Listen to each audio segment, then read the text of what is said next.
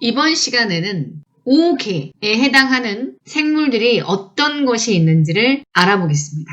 이 그림은 앞 시간에 5개를 나누는 분류 기준을 나타낸 것입니다. 여기 5개 중에 가장 진화가 덜 된 개는 가장 아래쪽에 위치하고 있는 원핵 생물계라고 했습니다.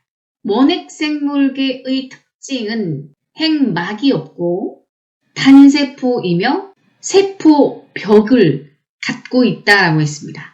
이 세 가지를 만족한다면 원핵생물에 들어가게 됩니다.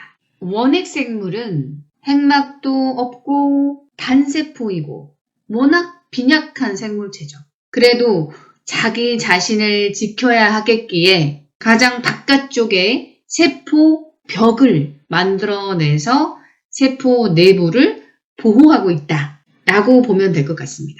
원핵생물의 대표적인 예로는 우리 몸의 대장 속에 살고 있는 대장균, 폐의 염증을 유발하는 폐렴균, 사람의 위에서 살면서 위염이라든가 위에 구멍이 뚫리는 위궤양을 일으키는 헬리코박터 파일로리균, 김치의 신맛을 내게 하는 젖산균, 모두 다 원핵생물에 들어갑니다. 이 네 가지의 공통점이 보이시나요? 모두 다 세균입니다. 그래서 우리 몸에 병을 일으키는 세균들은 원핵생물에 들어간다라고 볼 수가 있겠습니다. 두 번째, 원생 생물계에 대해서 알아보겠습니다. 원생 생물계는 원핵 생물보다는 조금 더 진화된 상태입니다. 그래서 핵막을 갖고 있죠. 핵막은 가지고는 있는데 식물, 동물보다는 발달이 안 된 애매한 생물들의 모임이라고 보시면 됩니다. 핵막은 있는데 단세포인 생물. 예를 들어서 아메바나 집신벌레가 있습니다. 아메바의 실제 모습을 한번 보겠습니다. 이렇게 움직여서 먹이를 섭취합니다. 마치 동물처럼 보이죠? 아주 격렬하게 먹이를 분해시키기도 합니다. 동물일까요?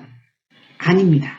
동물이라 함은 하나의 세포가 아니라 여러 개의 세포가 모여서 기관을 만들어내고 그 기관으로 운동성을 자랑하는 매우 고등한 생명체입니다. 그래서 아메바는 운동성은 가지고 있을지 모르지만 딸랑 세포 하나로만 되어 있기 때문에 동물에 들어가지 못합니다.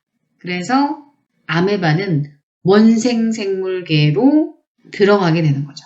집신벌레도 마찬가지로 이렇게 움직이지만 하나의 세포로 되어 있다 보니 동물에 들어가지 못하고 원생생물계에 들어가게 됩니다. 원생생물계에는 광합성을 하는데 단세포인 경우도 들어갑니다. 광합성 하면 식물을 연상하게 되죠. 하지만 식물은 여러 개의 세포가 모여서 뿌리, 줄기, 잎이라고 하는 기관을 가지고 있는 고등한 생물이라고 볼 수 있습니다. 광합성을 하는데 기관 발달이 안 돼 있는 경우도 원생생물계에 넣어버립니다.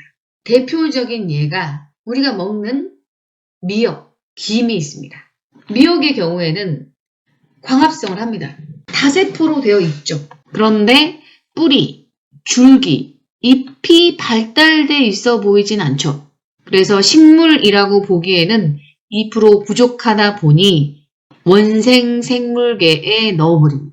김도 마찬가지로 광합성은 할 수 있는데 이것을 식물이라고 보기에는 너무 애매하죠. 그래서 원생생물계에 들어가게 됩니다. 세 번째, 균계에 대해서 알아보겠습니다. 균계도 매우 진화된 형태의 생물입니다. 핵막이 있고 다세포이기까지 합니다. 움직이지 못하기 때문에 식물과 비슷해 보이지만 결정적으로 광합성을 못합니다. 그래서 식물이 아닌 균계로 나타내고 있습니다. 이 균계도 식물처럼 움직이지를 못하기 때문에 도망을 못 가니까 자신만의 보호막, 세포 벽을 갖고 있습니다. 그런데 이름이 왜 세균과 헷갈리게 균계라고 했을까요? 이유는 균계에 해당하는 생물들의 대부분이 몸이 균사라고 하는 실의 형태로 되어 있습니다. 그래서 균사로 되어 있다라고 해서 붙여진 이름이라고 볼 수 있습니다. 주로 곰팡이나 버섯들이 균계에 들어갑니다. 푸른 곰팡이, 누룩곰팡이, 그리고 버섯. 이것은 표고버섯인데 버섯은 식물처럼 보이지만 결정적으로 광합성을 못합니다. 그래서 스스로 양분을 만들어내지 못하기 때문에 주변에 있는 영양분을 작게 분해한 다음에 몸으로 흡수를 해서 살아가고 있습니다. 그리고 빵을 만들거나 포도주, 맥주를 만들 때 들어가는 효모라고 하는 미생물도 균계에 들어갑니다. 그런데 효모는 균사로 되어 있지도 않습니다. 그리고 세포가 낱개로 하나씩 떨어져 있죠. 다세포가 아닌 단세포로 되어 있습니다. 그러함에도 불구하고 효모가 균계에 들어가는 이유는 자식을 낳는, 생식을 하는 방법이 균계의 생물들이 하고 있는 방법 중에 하나로 자식을 낳고 있기 때문입니다. 다시 말하면 원생 생물에 넣기에는 너무 고등한 생식 방법으로 자식을 낳기 때문이다 라고 생각하면 될 것 같습니다. 식물과 동물은 지구상에 존재하는 생물 중에 가장 고등한, 가장 진화가 많이 되어 있는 생물이라고 보면 됩니다. 그래서 식물은 핵막이 있고 다세포이고 광합성도 하고 세포벽도 가지고 있습니다. 추가하자면 뿌리, 줄기, 잎이라고 하는 기관이 잘 발달되어 있다라고 볼 수 있습니다. 식물 중에서도 가장 진화가 덜 된 형태는 이끼로 보고 있습니다. 우산 이끼의 모습인데 그래도 잎이나 줄기가 구별이 되죠. 식물에 들어갑니다. 고사리, 무궁화, 우리 주변에 보이는 모든 나무들이 식물에 들어가죠. 여기 파리지옥이 있습니다.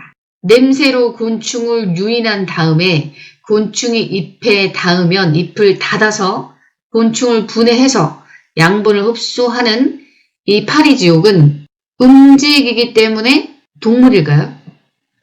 아닙니다. 이 파리지옥도 광합성을 하고 세포벽을 갖고 있기 때문에 식물에 들어갑니다. 5번째, 인간을 포함한 동물계가 있습니다. 동물계는 핵막이 있고 다세포이고 먹이를 섭취해서 양분을 얻고 운동성을 가지고 있고 세포벽은 없는 생물들입니다. 세포벽은 딱딱하기 때문에 운동성을 갖고 있는 동물한테는 오히려 장애가 될 수 있겠죠. 그래서 동물은 세포벽이 없습니다. 동물의 동자는 움직일 동자입니다. 그래서 동물은 운동기관이 있어서 운동성을 갖고 있다라고 볼 수 있습니다. 운동기관을 가지고 있는 다세포 생물들이 동물에 들어갑니다.